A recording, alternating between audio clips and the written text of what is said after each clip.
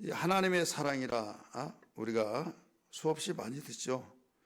그 사람들은 예수님이 십자가에 죽으심이 왜 십자가에 죽으셨는가 이걸 알지 못하고 누구의 말을 듣느냐에 따라서 그 영향을 받고 거기에 기울여집니다. 그렇기 때문에 이 첫신앙이 굉장히 중요한데 이 첫신앙이 잘못 듣거나 받아들이면 두고두고 거기에 못을 박았고 잘못 박았다 해서 빼내면 그 자국이 있잖아요. 그와 같이 내가 처음에 받아들였던 것이 그런 줄 알았는데 나중에 신앙생활하면서 배우고 보니까 잘못됐구나. 그래서 이제 그걸 옛생각을 다 이제 빼내는 거예요. 근데 어떤 기회만 있으면 그쪽으로 또 들어가게 되는 겁니다. 그래서 이단에게 빠진 자들이 기독교로 돌아왔다. 또 그쪽으로 가고 천주교 다녔던 사람이 그 교회에 적응을 잘 못하죠. 왜 그런가 하면 처음에 들었던 것이 계속 그게 심어진 거예요. 신앙생활을 왜 하나님이 택한 이스라엘 백성에게 그 조기 교육을 시키게 하시는가 하면 백지와 같은 상태에서 세상에 때묻지 않는 그 마음속에 하나님 말씀을 심어서 결국 성장하면서 어떤 영향을 받았더라도 나중에 돌아오면 이제 탕자가 돌아와서 제 아버지 집에 오듯이 예를 들어 여러분이 아주 가정 집밖에 모르고 자식분이 모르는데 화가 나서 집을 나갔어요. 집을 나갔으면 해가 넘어가니까 갈 데가 없어요. 그래 어디로 와요? 다시 집으로 들어오죠. 자존심도 상하고 그렇지만은 갈 데가 없다 이거죠. 그런데 갈 데가 많이 있는 어렸을 때부터 가출을 하고 다른 데로 다니면서 그런 사람들은요 돌아오기가 힘들죠. 왜? 어디 가면 내가 못 사나? 잠 못 자냐? 어디 가더라도 굶겠느냐? 이걸 너무나 많이 하는 거죠. 그러니까 돌아올 이유가 없죠. 그런데 그렇지 못한 사람은 돌고 돌아서 결국 돌아온다 이거죠. 그래서 일찍부터 무엇을 배우느냐, 어떤 것이 그 속에 먼저 심어지느냐 이게 중요합니다. 그래서 이스라엘 백성들이 그렇게 나라를 잃고 침략을 당해서 수십 년 동안 수천 년 동안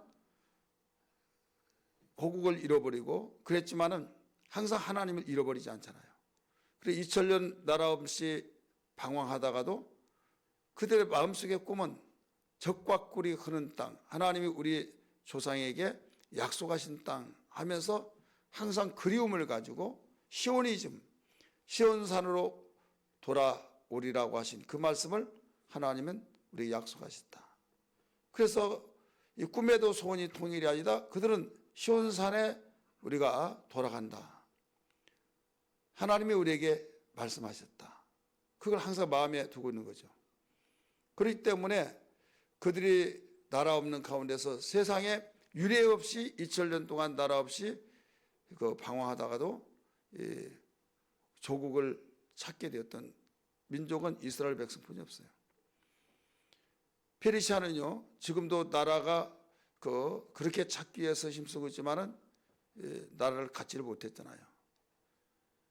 여기저기 돌아다니고 파키스탄에 거기에 이라크 침략할 때 너희들이 앞장서서 하면 독립시켜 주겠다 해서 목숨을 걸고 전쟁에서 총알바지처럼 앞에 나가서 했는데 나중에 끝나고 또 시켜주지 않는다 이거죠.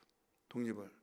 근데 역사가들은 하는 말은 그들은 전술에 능한 자고 대단한 민족이기 때문에 만약에 옛날 페르시아 제국을 꿈꾸면서 그들이 그때를 되새기면서 서러움을 가슴에 품고 이제 나라를 찾으면 나중에 이 속성이 나온다 이거죠. 그렇기 때문에 이 명분은 그래서 통일시켜주면 안 된다. 그래서 강대국들이 그러는 거죠. 그래서 지금까지도 여기저기 다 흩어지면서 옛날 그 향수에 젖어서 생활하고 있는 것을 우리가 볼 수가 있습니다. 자, 우리는 이 율법주의에 젖은 사람들이 복음으로 돌아가기 힘들죠.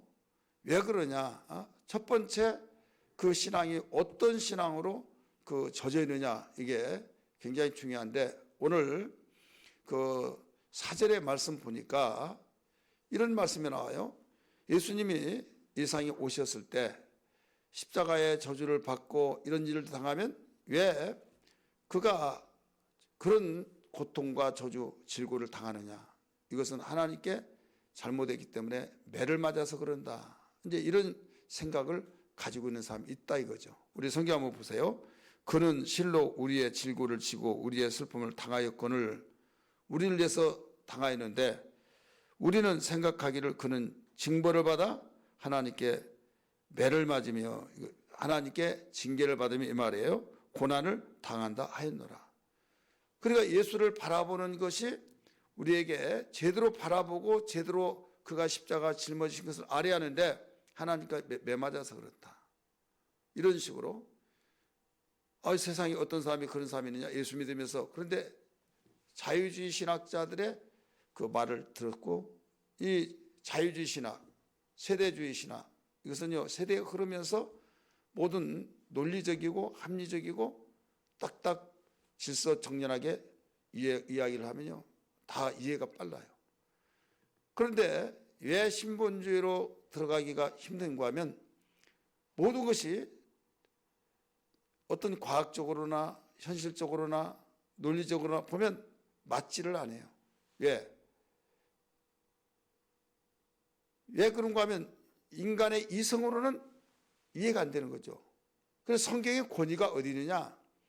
많은 세상의 사람들은 권위라는 것은 합리성, 논리성, 과학적, 현실성에 모두 쩍쩍하면서 맞아떨어지면서 많은 사람들이 그걸 인정해 줄 때 그때 권위가 있잖아요. 어떤 사람 말을 해, 연설을 해요. 그러면 야 연설 잘한다, 감동받았다. 왜? 마음에 탁탁 와 닿는다 이거죠. 와 닿는 거예요. 그런데 터무니없는 말, 너무 이상주의를 말하고 현실성하고 좀 멀어지면 그게 마음에 와 닿지 않는 거예요. 그게 우리 인간의 땅에서 나온 속성이에요. 그런데 하늘에서 오신 하나님이 보내주셔서 오신 예수님은 무엇을 이 세상에 전파하시고 가르치느냐? 천국 복음이에요. 하늘의 것을 전파하시고 하늘의 것을 가르치시고 하늘의 권능을 가지고 이적과 기사와 표적을 나타내시고, 분명히 그들이 볼 때는 목수의 아들입니다. 그건 나는 하나님의 아들이다. 나는 아버지께서 보내셔서 왔다. 내가 뜻을 행한 것은 내 아버지의 뜻을 행하러 왔지 내 뜻을 행하러 온 것이 아니다. 이런 말씀들을 하잖아요. 그러니까 그들이 굉장히 속에서 막 부하가 치밀어 오른 거죠. 저 신성모독이다. 귀신의 왕이 들어서 그렇다. 저 미쳤다. 막 이렇게 서슴없이 말한 것은 누구에게 말하더라도 먹혀 들어간 거예요. 간땡이가 붙지 않으면 어떻게 자기가 하나님의 아들이라고 하느냐 이거죠. 어떻게 심지어는 이런 말을 하잖아요. 예수님이 하신 말씀을 반대하고 계속 태클을 거니까 너희는 너희 아비 마귀에서 났다 하니까 무슨 말이냐? 우리 조상은 아브라함이다. 그런데 마귀에서 났다니, 이게 요한복음 8장의 사건이에요. 8장 44절 너희는 너희 아비 마귀에서 났다. 그런데 우리 조상이 아브라함인데 아브라함에게서 났기 때문에 우리는 아브라함과 하나님은 이 택한 받은 가운데서 불러가지고 아브라함을 벗이라 이렇게 했기 때문에 그만큼 친밀감 속에서 우리는 그의 자손인데 왜 마귀의 자식이냐 이거예요. 아브라함을 이제 논하죠. 조상을 팔아서 이제 이야기하는 거예요. 예수님을 반대하는 사람들이. 이때 아브라함은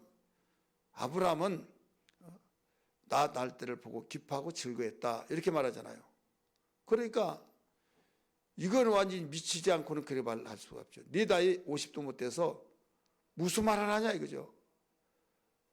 수천 년이 된 아브라함의 자기를 날 때를 보고 기뻐했다고?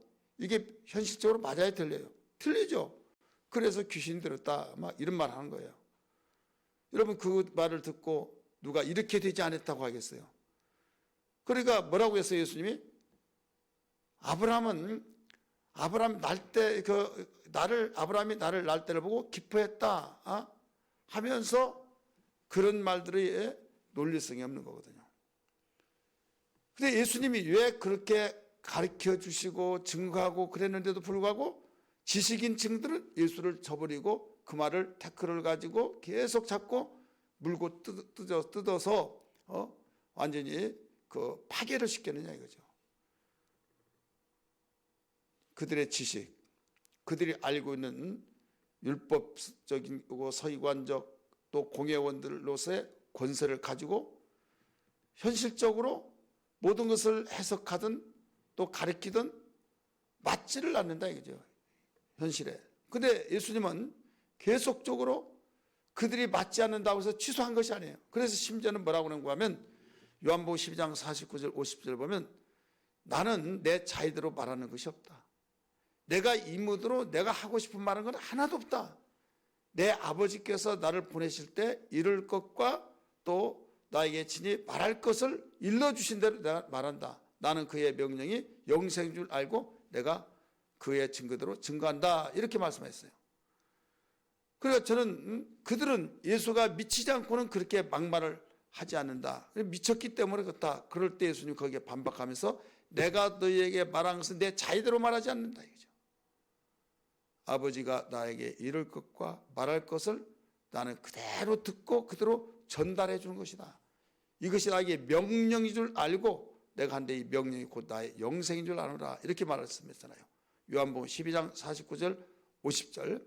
그러니까 여기에서 충돌이 왜 일어나느냐. 현실적인 거. 그들이 볼 땐 추상적이고 그들이 합리성이 되어지지 않고 모두 다 미치지 않고는 그런 말을 할 수 없다 이거죠. 여러분 새벽 기도회를 통해서 우리가 마태복음 계속 보면서 그 유대인들이 그 공회원들이라고 하는 그들이 특별히 가야바라고 하는 대제사장이 뭐라고 그랬어요? 예수를 죽이려고 그 음모를 꾀하잖아요. 모의를 하는데 어떤 증거를 내놔봐라. 그래서 거짓 증 같은 것도 합리성이 있으면 채택하려고 하는데 마땅치 않거든요. 그래서 어떤 사람은 3일 만에 저자가 이 성전을 허물어버리면 이렇게 세운다고 했으니까 이건 말도 안 되는 소리 거짓말입니다. 이걸로도 죽일 수 있습니다. 뭐 이런 저런 말을 많이 하잖아요. 근데 마음에 마땅하지 않아요. 근데 이제 가야바가 뭐라고 그래요? 내가 너에게 하나님께로부터 맹세하게 하겠다 하면서 이런 말을 하잖아요. 네가 하나님의 아들이냐? 하니까 네 말이 말하였다. 네가 말한 대로 나는 맞다. 그러니까 그때 뭐라고 씁니까? 줘봐라. 증인이 따로 필요 없다. 증인이 필요 없고 자기가 자기 스스로 말한 그 자체가 나 혼자 듣는 것이라 너희들 다 들었지 않느냐. 그러니 이건 신성모독이다 해가지고 거기에서 신성모독 하나만 가지고도 얼마든지 죽일 수 있잖아요. 그래서 그를 신성모독으로 체포하고 결국 죽이는 장면이 나오잖아요. 자, 왜 신성모독이라고 그래요? 분명히 그들의 그 가정을 알고 요셉과 마리아 사이에서 태어났다라고 생각하는데 하나님의 아들이라고 말하고 이게 맞냐 이거죠. 그렇기 때문에 예수님이 하는 모든 한마디 한마디들이 다 마음에 와 닿는 것이 아니라 완전히 미치지 않고는 그렇게 말하지 못한다. 요한이 증거하기를 그랬잖아요. 태초에 말씀이 계시라. 이 말씀이 하나님과 함께 계셨으니 그는 하나님이시다 이거죠. 천지를 창조하신 분이다 이거죠. 말씀이 육신이 되어 우리 가운데 거하셨다 이런 말씀들을 하잖아요. 그러면 세상의 빛으로 오셔서 세상의 생명의 빛이다 이렇게 말씀하셨어요. 그래서 요한복음을 우리가 성경을 읽으면서 가장 먼저 읽어야 할 책입니다. 마태는 유대인들을 향해서 기록했기 때문에 유대는 예수가 만왕의 왕으로 오셨다라고 했지만은 마가는 그 헬라인들에게 이방인들 가운데서도 헬라인을 향해서 가르쳤어요. 헬라 대제국 시대에 그들의 이 대단한 나라잖아요. 그런데 그들에게 왕을 논하면 어떻게 되겠어요? 거부 반응이 일어나죠. 그래서 예수는 종으로 오셨다, 이걸 강조하고 있는 거예요. 종으로 오셨다.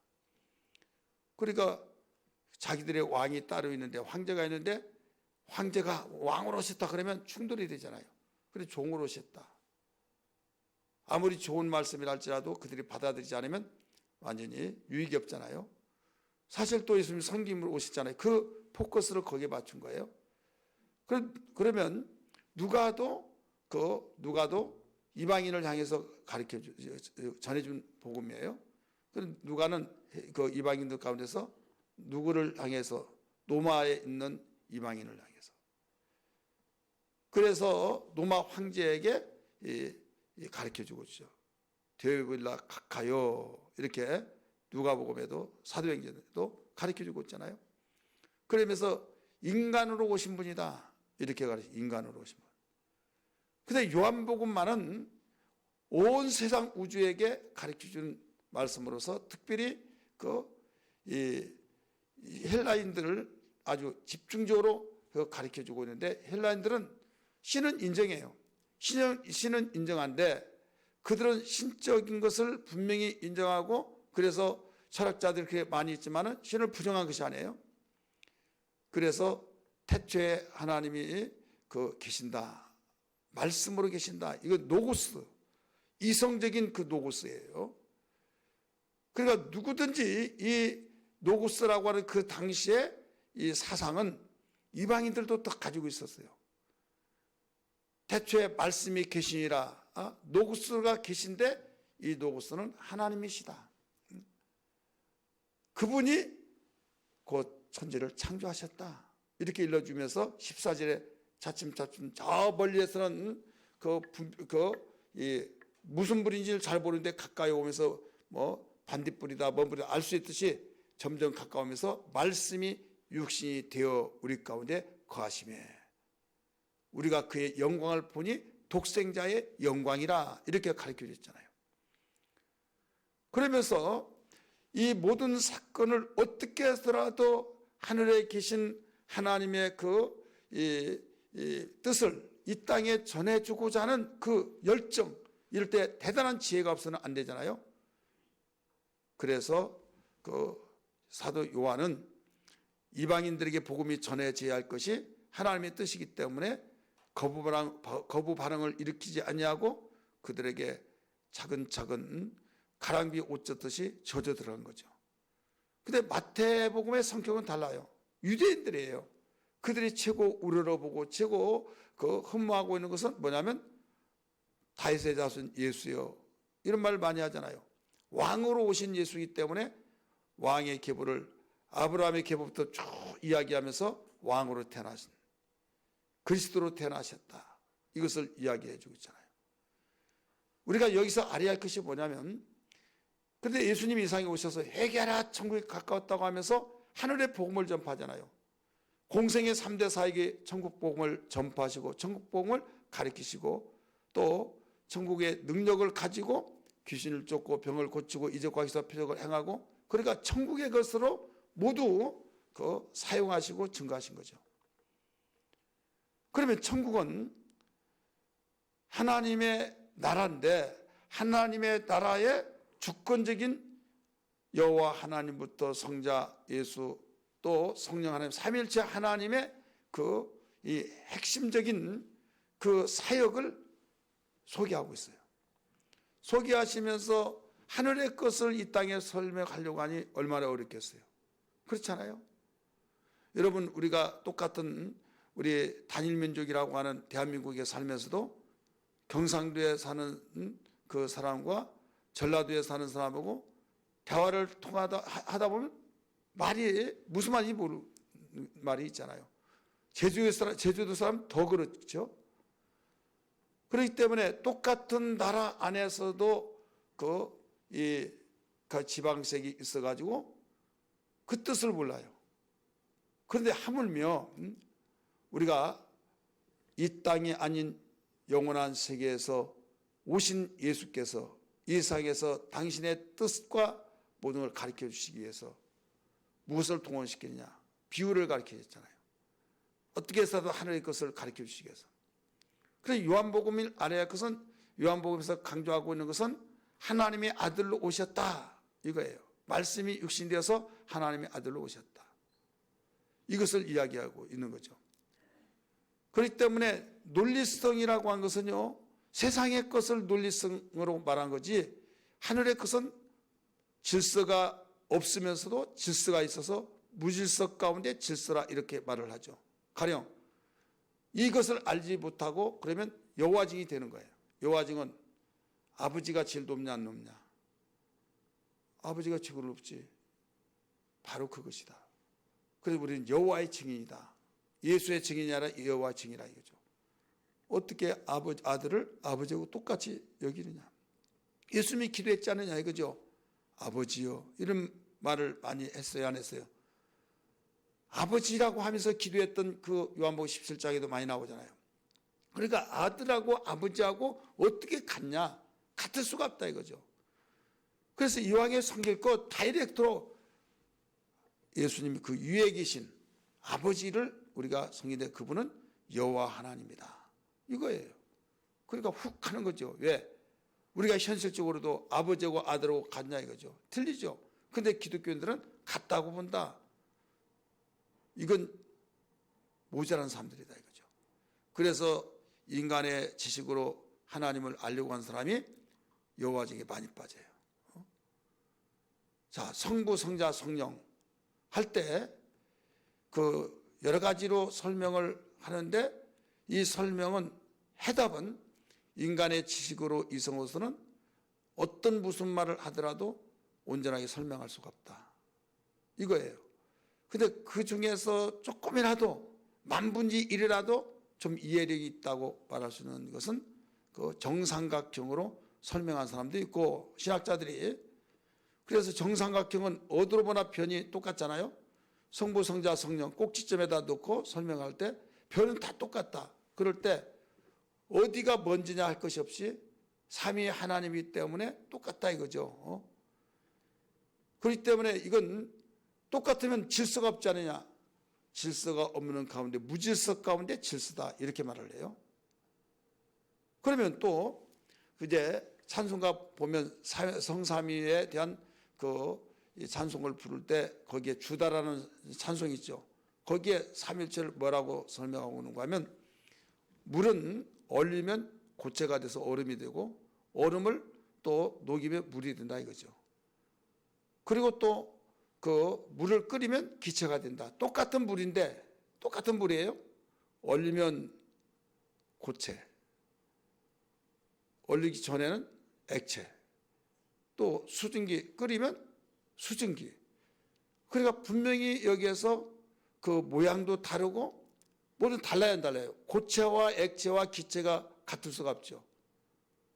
그러면서 바로 삼일체는 그와 같다. 아버지의 인격과 아들의 인격과 성령의 인격은 각각 다르지만은 그분은 한 분이다. 그러면 이해가 된다. 하지만 그렇다고 해서 이것을 인간의 지식, 인간의 이성으로 하나님의 삼일체 하나님을 완전히 우리가 설명할 수 없다. 그러니까 어떻게 해서라도 조금이라도 이해력을 돕기 위해서 이렇게 말을 하고 있다 이거죠. 그렇기 때문에 인간의 이성으로 어떻게 하나님을, 그 삼일체 하나님을 설명할 수 있느냐. 이건 믿는 것이다 이거죠. 우리가 지난 주일날 영상에서도 3분 영상에서도 봤잖아요. 아버지와 아들과 성령의 이름으로, 그런 이름은 셋이니까 셋으로 나와야 하잖아요, 존재가. 근데 네임에다가 예스를 붙이지 않고 바로 단수로 이름을 가르쳐 주고 있잖아요. 이름은 한 분이니까 인격만 셋이다 이거죠.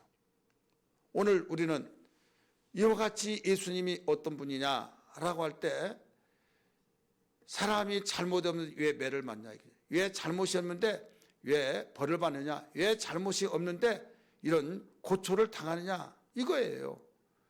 그러니까 사람들은 예수님이 고난을 받고 십자가 저주에 나오며 죽고 또 가진 모욕을 받고 그렇게 그 많이 배우고 대단한 그 지식인들, 그 모든 명성 있는 공회원들, 권력 있는 사람들이 왜 예수를 당시에 예수가 나이벌 의식 속에서 막 거기에서 비등비등할 때 그를 죽이려고 그렇게 해서 모르는데 예수란 존재는 당시에는 이름도 없었다 이거죠.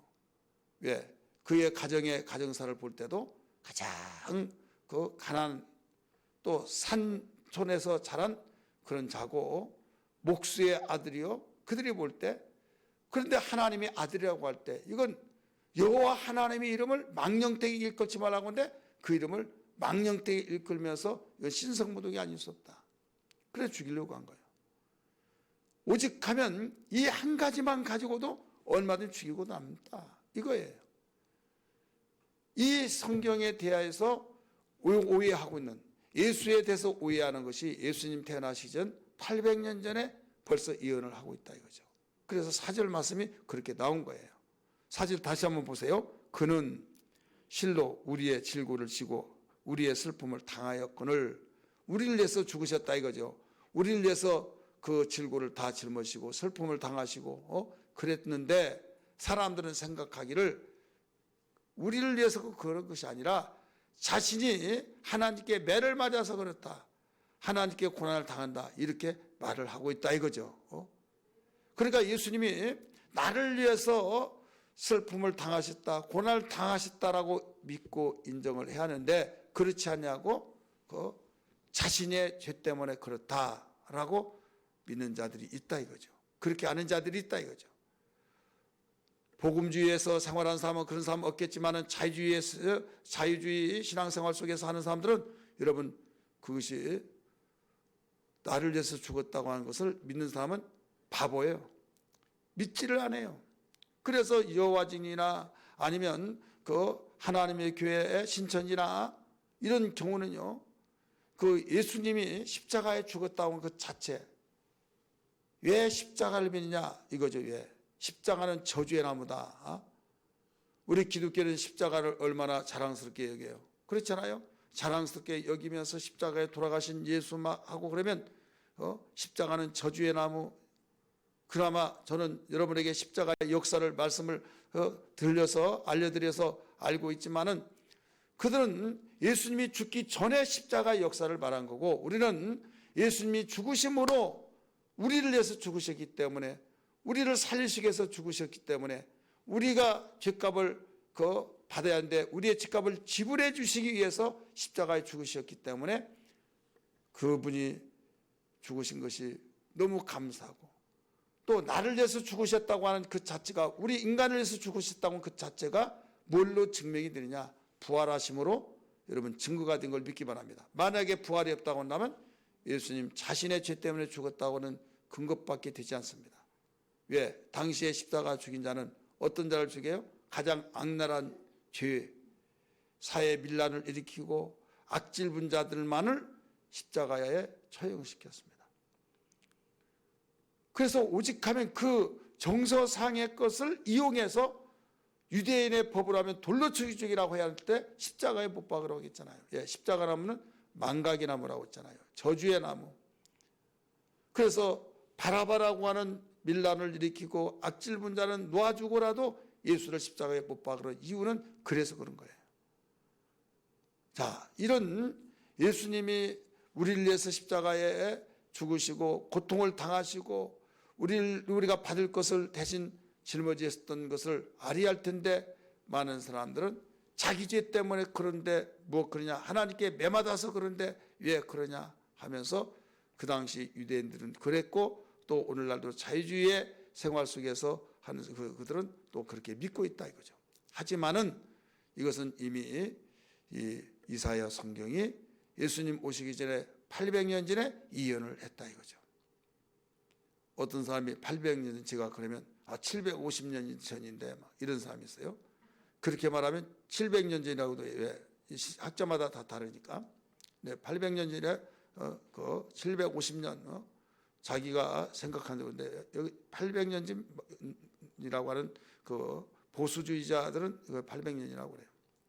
그러면 왜 이렇게 예수님이 당신이 죄도 없는데 질고를 받고 그런 오해를 받기까지 그런 일을 당하셔야만 했는가? 하나님의 사랑으로 오셔서 죽으셨기 때문에, 하나님의 사랑으로 우리를 위해서 그 고난을 받으신 것이다 라고 5절에 가르쳐 준 거예요. 여기서 5절은 네 가지의 그 예수님이 질고에 대해서 가르쳐 주고 있죠. 첫째는 찔림, 두 번째는 상함, 세 번째는 징계, 네 번째는 채찍에 맞음. 그러면서 그가 찔림은 우리의 허물을 인하며, 그가, 여기 정관사가 항상 붙습니다. 그가 상함은 우리의 죄악을 인하며, 그가 징계를 받는, 그는 징계를 받는 것은 우리의 평화를 누리게 하고, 그가 채찍에 맞은 것은 우리의 나음을 얻기 위해서 그랬다라고 가르쳐주고 있잖아요. 같이 한번 읽을까요? 시작. 그가 찔림은 우리의 허물 때문이요, 그가 상함은 우리의 죄악 때문이라. 그가 징계를 받음으로 우리는 평화를 누리고, 그가 채찍에 맞음으로 우리는 나음을 받았도다. 아멘. 이걸 800년 전에 예언을 냈어요. 그럼 보십시오. 예수님이 찔려서 죽을지 아니면 상해서 죽을지 채찍을 맞을지 어떻게 알았어요? 모르죠.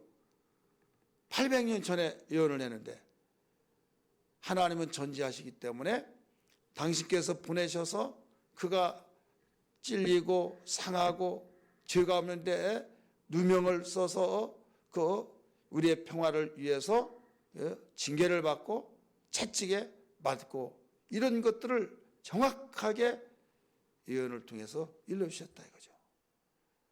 자, 허물을 인하며 찔림, 가시로 찌르고 창으로 찌르고 찔림을 받았잖아요. 그 다음에 상함, 찔렀던 그 상처가 얼마나 또 깊습니까?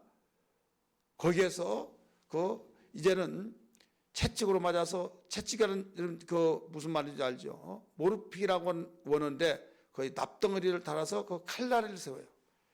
양쪽에 칼을 이렇게 완전히 칼날을 세워서 이 막대기 하나에다가 5갈래 이 가죽으로 이제 그걸 묶고 나요. 그래서 맨 끝에 납덩어리를 달아요. 그냥 동그랗게 납덩이 아니라 이 칼날 같은 납덩이. 그래서 한 대 때리면은 그게 감겨지면서 풀어지면서 그 맨 끝에 납으로 완전히 그 살이 막 쭉쭉 찢어진 거예요. 한 대 때려서 이렇게 가지고 때리면 감겨지잖아요. 그걸 잡아 당긴다 이거죠. 당기면 거기에 상처가 나면서 피가 막 어마어마한 피가 쏟아져 나오는 거죠. 근데 왜 납으로 하느냐? 납은 중독성이 있잖아요. 그래서 중독성이 있어서 상처를 아물지 못하게 만드는 거예요. 이 채찍을 맞는 그 장면도 가르쳐 줬다. 죄가 없는데 왜 죄인처럼 그 예수님이 아무 말씀을 하지 않고 답변하지 않고 침묵을 시키는, 아무 말도 말하지 아니하더라. 말씀 많이 나오잖아요. 내가 무슨 죄를 짓냐 막 이렇게 하지 않잖아요. 빌라도가 심지어는 내가 너를 놓을 수도 있고 너를 죽일 수도 있는데 왜 나에게 말을 하지 않느냐라고 말했을 때, 하늘에서 나에게 주지 아니했으면 내가 죽지 않는다. 이런 이야기도 했잖아요. 그렇기 때문에 우리가 여기서 이 한 가지 예수님이 그 질고를 당하신 모든 것들이 예언적인 측면에서 현실로 이제 이루어질 것을 이야기하고 있는데, 그 예언이 800년 후에 예수님이 그대로 찔리고 상하고 채찍에 맞고 또 징계를 받고, 그것은 뭐 때문에요? 우리의 허물을 위해서. 이런 허물이란 거 뭐예요? 우리의 실수, 또 우리의 보여지는 그 민낯과 같은 그런 잘못. 그래, 우리의 잘못된 그 투성이들이 있잖아요. 그러나 이 상함은 왜 그러느냐? 우리의 죄악을 인함이라. 나면서부터 죄로부터 잉태해서 바로 죄로 나아서 사는 원죄, 본죄와 원죄를 여기에서 죄악이라고 말합니다. 그 다음에 본죄와 원죄로서 이제 죄성으로 행동을 저지른 거, 이게 바로 이 죄악이에요. 근데 허물이라고 한 것은 우리가 실수적인 측면, 분명히 그러려고 하지 아니하는데 고의성이 아닌데 내가 잘못하고 이런 일도 많이 있잖아요. 그것도 죄다 이거죠. 죄. 그래서 찔린 것은 우리의 허물을 인함이고 그 다음에 이 상함은 우리의 죄악을 인하며 또 징계를 받는 것은 예수님이 죄인이 아닌데 아무 말씀하지 않고 그대로 징계를 받으셨잖아요. 그것은 우리의 평화 때문이다. 우리의 평화를 누리도록 다음 채찍은 우리에게 나음을 얻게 하기 위해서. 이 내용을 사도 베드로는 베드로 2장 24절에서 인용을 했어요.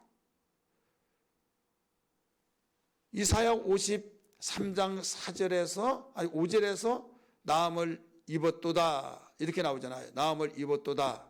근데 베드로전서 2장 24절은 나음을 얻었나니 이렇게 나와요. 우리 성경 한번 볼까요? 베드로전서 2장 24절.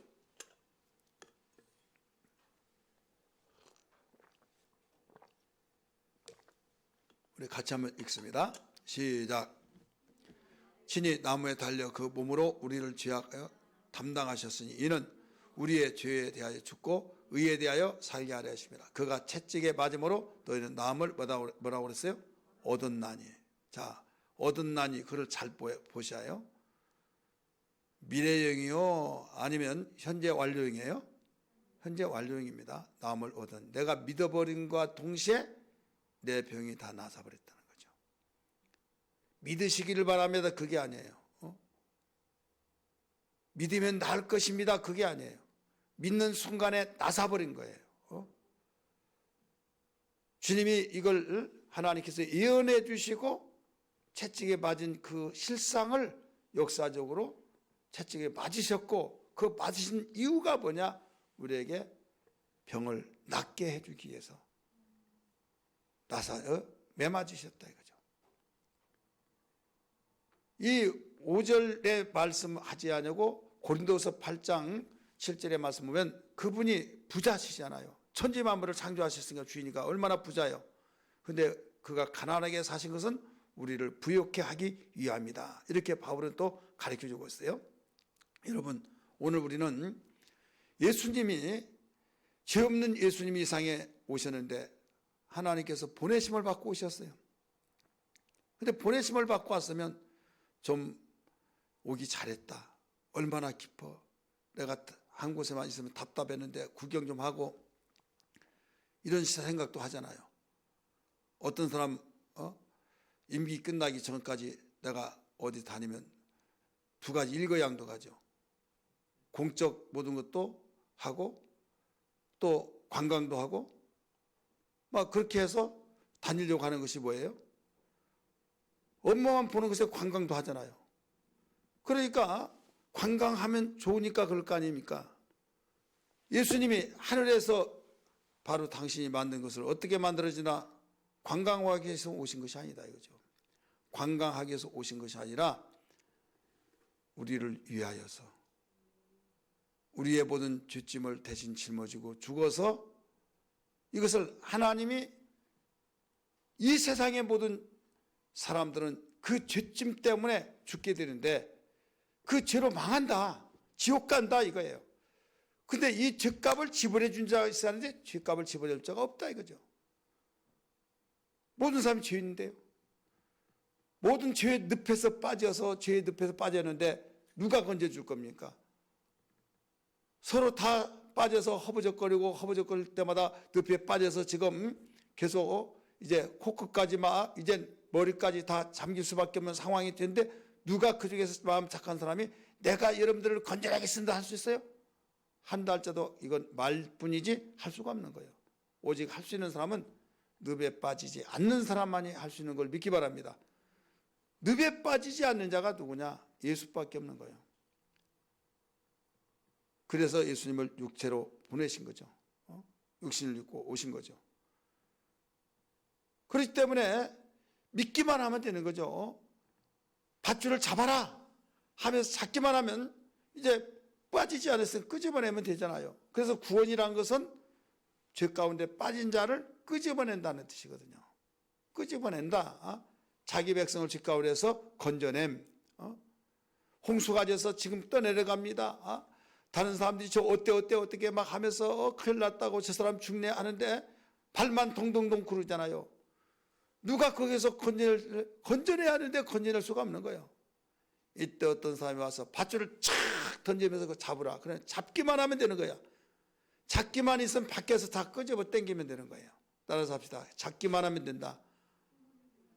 밧줄을 던져줬을 때 자기에게 바로 밧줄이 바로 자기의 몸에 감겼어요.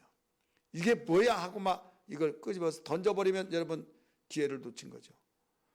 오히려 저 위에서 밧줄이 떠내려옵니다. 예, 밧줄을 던진 사람은 위에다 던져서 또 이제 거기에 이제 떠내려온 밧줄을 붙잡을 수 있는 기회가 되잖아요. 그러니까 그걸 보고 딱 붙잡기만 하면 이제 잡아당긴 것은 밖에서 잡아당긴 거예요.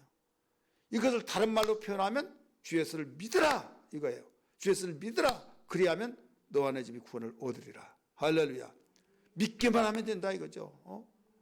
밧줄을 잡고 네가 거기서 수영을 하고 그렇게 와라. 그게 아니에요. 부모가 자식에게 밥상을 다 차려놓고 상보를 바로 덮어놨어요. 저수야 밥 먹어라. 엄마 나 밥 못 먹어. 왜?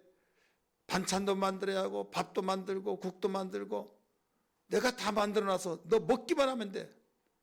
먹기만 하면 되는 거예요. 그런데 자기가 다 만들어서 먹으려고 짜증나는 거죠. 신경질 나는 거죠. 먹기만 하면 된다 그러면 어떻게 그럴 수 있냐. 여러분 일반 모든 종교들은요 다 자기가 해서 먹으라고 만든 거죠.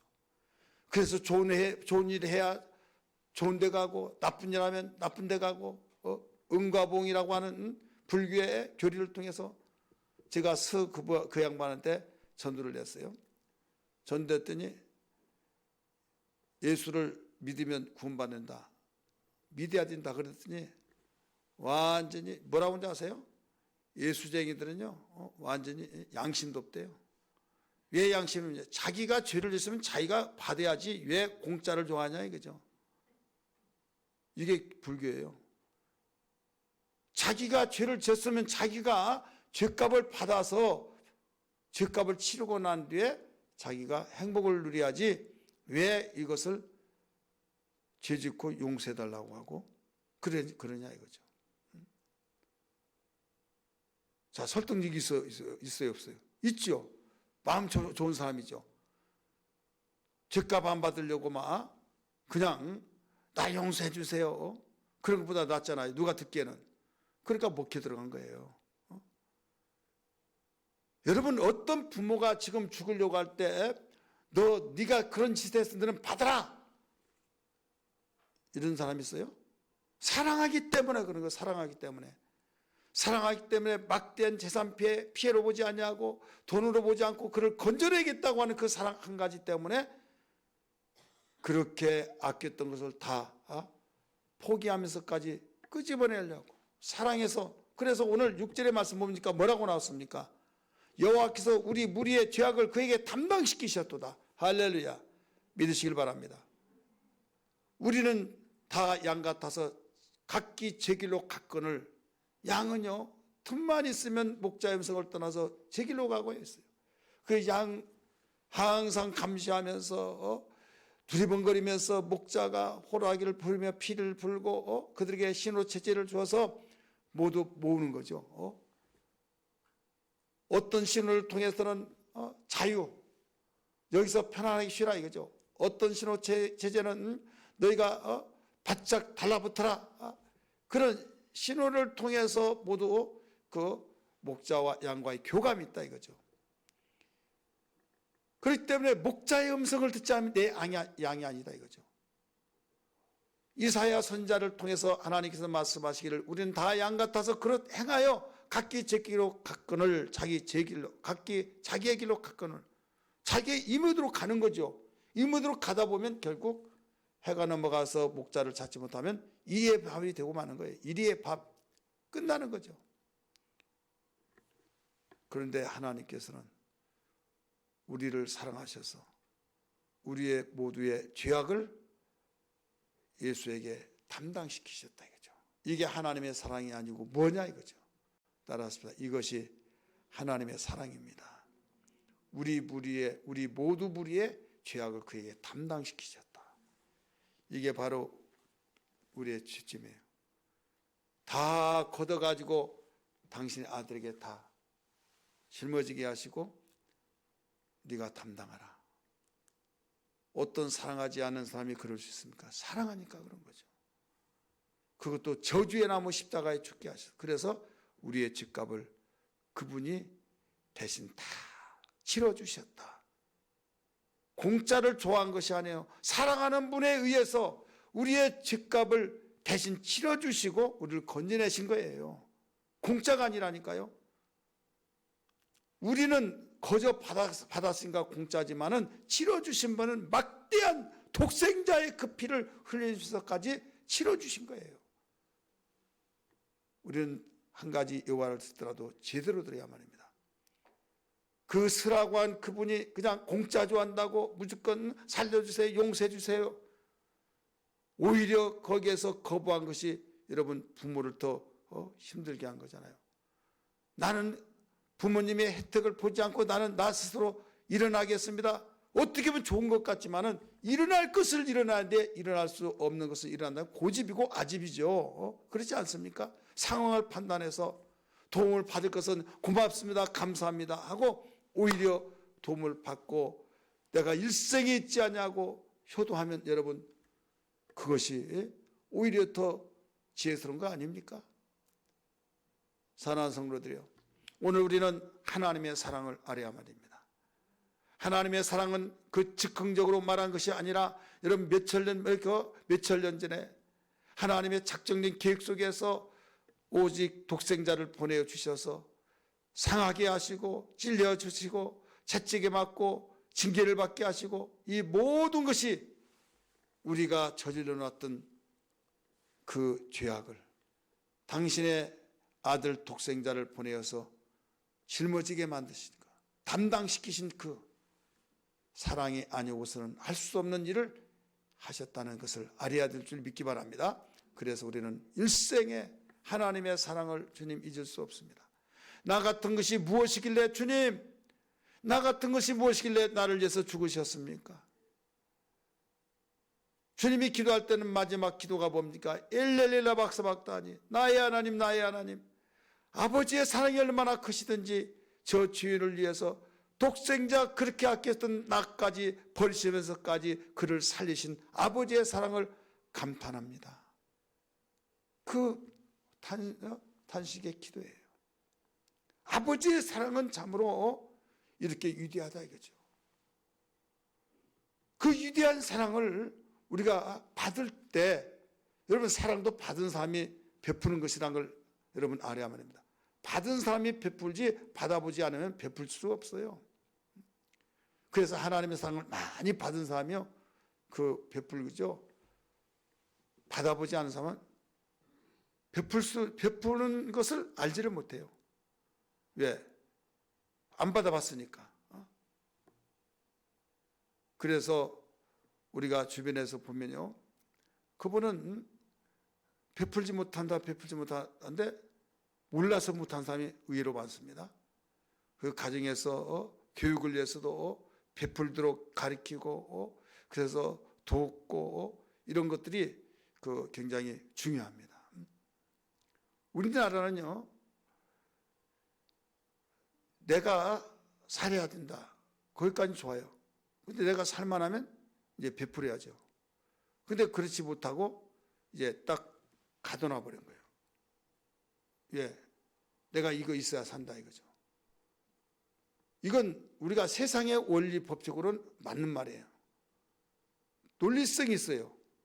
또 이것은 모든 사람이 공감될 일이죠. 내가 있어야지 내가 없으면, 그러니까 이것이 교회 안에까지 침투해요. 근데 성경은 주라, 거저 받았으니 거저 주라 이거죠. 그러면서 흔들어 눌러 넘치도록 안겨주시라 라고 가르쳐줬고, 이건 흐르는 물이죠.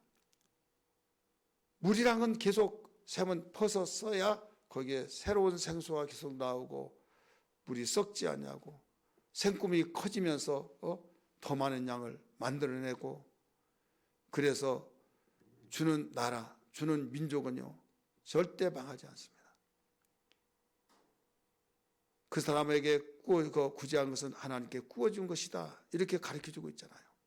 그래서 여러분이 부자 되려고 하고 잘 살려고 하고 돈 벌어야겠다는 것도 다 나눠주기 위해서, 우리는 일단 먹고 살고 이제는 그걸 부를 축적한 것이 아니라 정말 나보다 못한 사람을 나눠주고, 이것이 얼마나 하나님이 기뻐하시다는 것을 알아야 될 줄 믿기 바랍니다. 그래서 이것이 강같이 계속 흐르고 샘처럼 마르지 않은 축복의 역사가 일어난 겁니다.